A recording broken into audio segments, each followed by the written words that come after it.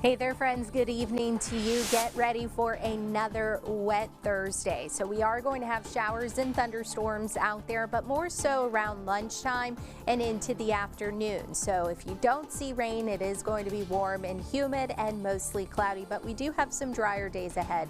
I'll give you guys all those details and, of course, time out those storm chances coming up in the full forecast. Local 33 News at 10 starts right now. Coming up tonight at 10, new details in the death of 2-year-old Nevaeh Allen, the role her mother played, and the exact cause of death. Plus, Ascension Parish Council members reach a compromise in their drainage board drama. What new role the parish president will now play. You're watching NBC Local 33 News at 10. Good evening, I'm Carly Laing. And I'm Tavares Haywood. Thank you for joining us tonight. We start with breaking news in the Nevaeh Allen case. The mother of the 2-year-old that went missing and was later found dead is facing murder charges in that case. The mother's boyfriend is also now facing new charges as more details about the child's death come out. Our Jonah Gilmore has the latest information. New details about how 2-year-old Nevaeh Allen died are now coming to light. Baton Rouge Police Department detectives arrested Lanaya Brittany Cardwell, the mother of Nevaeh, and she was charged with second-degree murder. According to a police report, Lanaya Cardwell was getting ready for work when her daughter picked up her contacts. Cardwell got angry and punched the child in the stomach. And it saddens me to have to stand here with our partners and hold a press conference to discuss the fact that this beautiful, innocent angel is no longer with us. Documents say the child then fell, hitting her head on a cabinet, was forcefully grabbed and taken into another room. Philip Garner describes what he says sounded like two adults fighting. Hours later, Garner says he found Nevaeh unresponsive. Authorities say he then dumped the child's body in Mississippi to cover for his girlfriend. That our investigators were working together with our partners from the beginning to find out the truth. The child's body was found in a wooded area in Hancock County with bruises over her body. An autopsy reports swelling on the brain. The coroner rules her death a homicide. You know, as a law enforcement agency, the safety of our citizens is of the utmost importance, and this is especially true for our children. You know, as a parent, the well-being of my children is sacred. Jonah Gilmore, NBC Local 33 News. According to police, Garner put Nevaeh's body in a suitcase before dumping it in Mississippi. Right now, detectives are investigating whether or not Nevaeh was still alive at that time.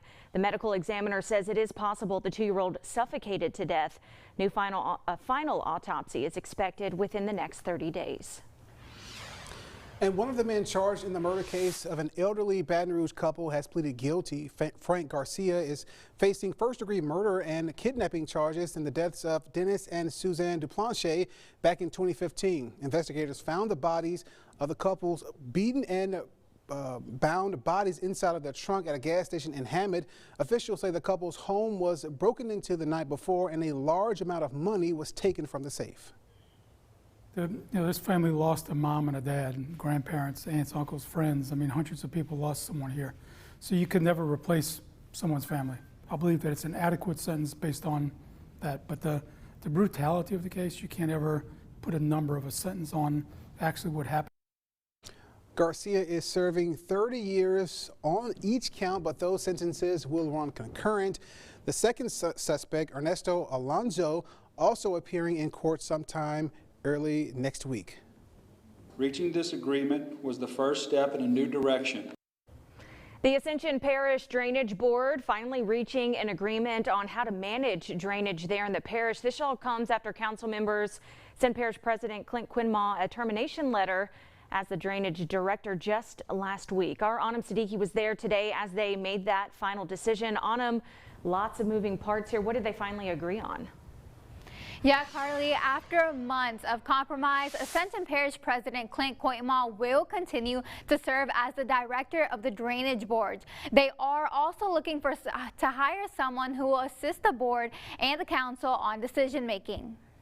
After months of battle on who will control drainage projects in Ascension Parish, in a new agreement, the Parish Drainage Board is allowing Parish President Clint Coitemaw to remain as a drainage director, along with adding some guidance. I would still be over drainage. We would bring in a subject matter expert to look at specifics on hydrology, that type of expertise. The deal allows the president to continue oversight of the drainage and equipment design to prevent flooding. What we really be tasked to do is not only look at it from an engineering or a hydrology standpoint, but also better communication at the board meetings about where these projects are, what stage they're in, funding. In June, the Parish Council voted to remove Coitemaw from the Drainage Projects Board. Wednesday's agreement comes just 6 days after the Drainage Board gave Coitemaw a 60-day termination letter. Well, there was always a desire to move us forward together. Councilwoman Terry Casso voted to remove Coitemaw from drainage projects. She now says the board is moving in the right direction. This individual as a liaison has much more working knowledge, or should have much more working knowledge, and be able to help us to understand the projects that are being recommended. The board will discuss legal issues regarding the June vote and the new agreement. The next meeting is scheduled for Monday, October 11th. Reporting live in studio, Anam Siddiqui, NBC Local 33 News. Anam, thank you so much. Well, turning to your local election headquarters tonight, House lawmakers are taking steps today to prevent the threat of a government shutdown. You're taking a live look right now at the U.S. Capitol, where the House voted to suspend the country's debt limit. That bill now heads to a split Senate. At least 10 Republicans and all 50 Democrats need to vote in favor of that bill, but experts say that is not likely to happen. Congress must pass a funding bill before midnight Thursday to avoid a shutdown. Today marks 1 month since Hurricane Ida made landfall, devastating parts of southeast Louisiana. Now homeowners still struggling to recover are getting extra time to apply for assistance. Reggie Marion has the details. I couldn't sleep. I was up a whole night, nervous, and just couldn't sleep. Exactly 1 month later, Brenda Joseph recalls the night Hurricane Ida damaged her Baton Rouge home. The wind was blowing so hard, and it kind of damaged my roof a little more, especially around that fireplace. Several days ago, Joseph completed the Operation Blue Roof program. I called FEMA one day, and it came out the next day. And 5 days later, I had my blue rooftop. The program managed by the Army Corps of Engineers. October 15th, the new deadline for homeowners to sign up. The process just allows for those that maybe we've missed. We're aggressively trying to get down into communities that maybe don't have Wi-Fi, don't have power, to ensure that everybody that's eligible and needs a roof gets one.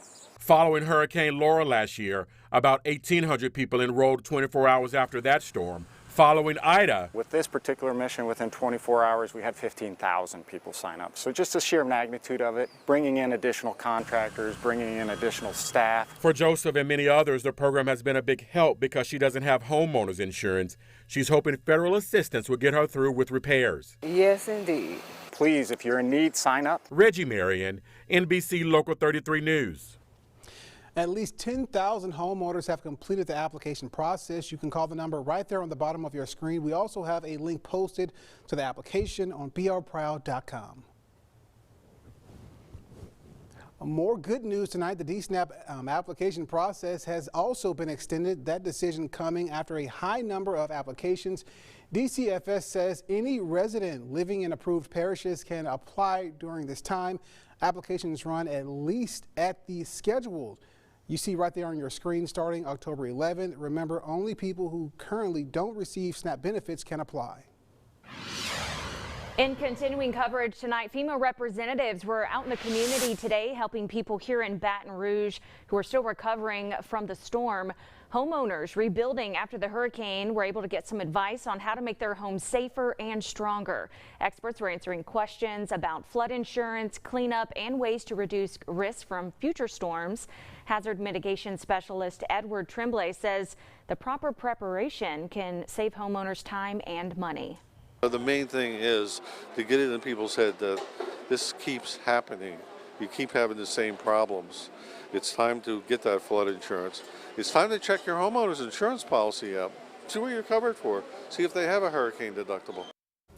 Now, those FEMA specialists will now be moving on to Gonzales and Zachary. That's starting on Friday. You can always speak to a FEMA representative online as well as over the phone.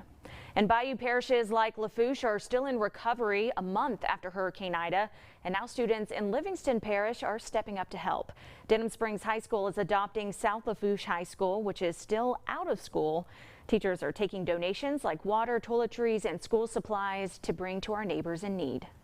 For the most part, we're kind of back to normal up here in Livingston, and you know, within the school system. I mean, those kids are still not back, and those kids are still, you know, at home and cleaning up yards and cleaning up debris. So we just felt like it would be a good opportunity to try to just give back to our community. Denham Springs High will be collecting supplies for another week. We've posted ways that you can help out on our free Be Our Proud app. All right, let's check in with Chief Meteorologist Ashley Ruiz. Kind of rainy the last few days. Any relief coming up? Yes, at least by Friday and into Saturday. So yes, another rainy day tomorrow. Shouldn't rain all day long from sunup to sundown, but we will have periods of showers and thunderstorms. Right now it's quiet. We have some low clouds developing, and we could have some areas of fog by morning. I'm going to time out those storm chances and talk about some changes ahead. Those details are up next.